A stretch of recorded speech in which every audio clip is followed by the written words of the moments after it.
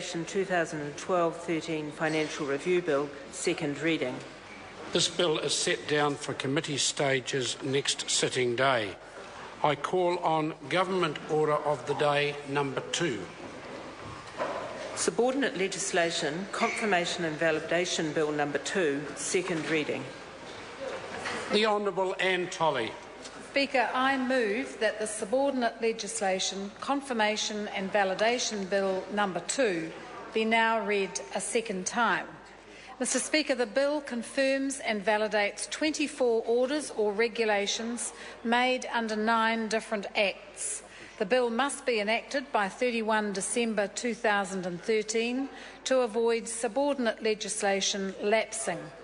The bill was introduced on the 29th of July 2013 and referred to the Regulations Review Committee on the 6th of August.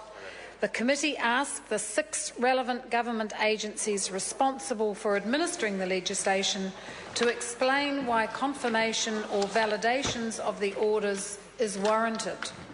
The committee was satisfied with the responses it received and presented its report on the 27th of September, recommending that the bill be passed without amendment. The committee regularly notes that the current process for considering subordinate legislation bills allows for only limited scrutiny and has recommended that these bills be introduced earlier in the year than has been usual in recent years. The government was very conscious of this and introduced this bill in July with its first reading in August. The government will continue to work to improve the process for considering this type of bill when we progress the next subordinate legislation bill in 2014. I thank the Select Committee for its thoughtful and prompt consideration of this bill, and in particular put on record thanks to the former member, the Honourable Leanne Dalziel, for her work over the years on this committee. There are 24 orders or regulations listed in the bill that are to be confirmed or validated. They have been made under 9 different acts. I shall provide a brief summary of each instrument confirmed or validated by the bill for the benefit of the House. 4 orders made under the Biosecurity Act 1993 are confirmed.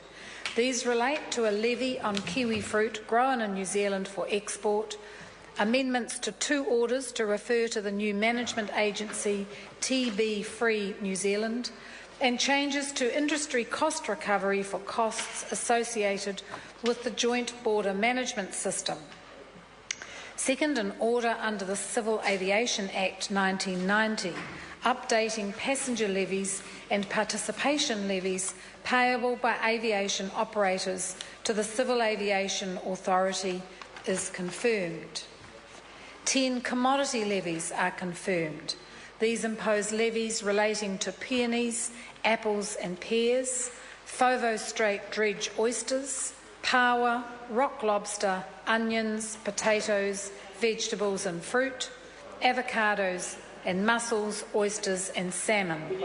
Each levy is payable to an industry organisation to finance activities of benefit to the industry. 3 orders made under the Customs and Excise Act 1996 are confirmed. Prohibitions regarding the importation of trout and trout products are continued. Rates of excise and excise equivalent duties imposed on tobacco products and alcoholic beverages are adjusted annually to reflect the movement in the Consumer Price Index. This bill confirms the duties that were imposed on 1 January 2013 and 1 July 2013, respectively. Regulations under the Gambling Act 2003 specifying the problem gambling levy rates for the period 1 July 2013 to 30 June 2016 are confirmed, and 1 order for confirmation provides for registration and licensing of motor vehicles under the Land Transport Act 1998. 2 orders made pursuant to the New Zealand Superannuation and Retirement Income Act 2001 and the Social Security Act 1964 are confirmed.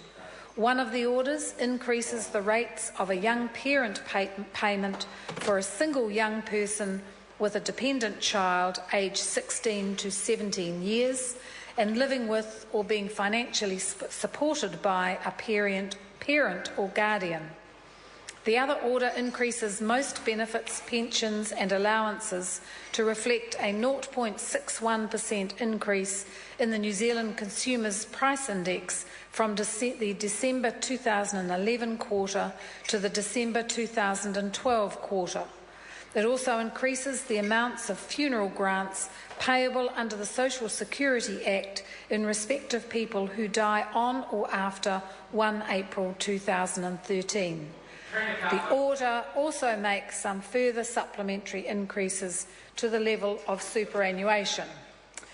One set of regulations made under the Road User Charges Act 2012 are confirmed. These regulations specify rates of charges for distance licences for road user charges vehicles and in respect of additional weight carried by combination vehicles operating under an additional licence.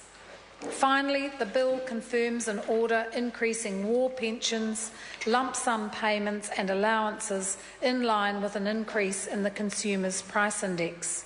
The order also makes further supplementary increases to the level of veterans' pensions to honour the government's commitments in relation to the level of veterans' pensions. Thank you, Mr. Speaker. The question is that the motion be agreed to. Okay. Honourable Marion Street. Thank you very much, Mr. Speaker. It gives me pleasure to rise to speak in support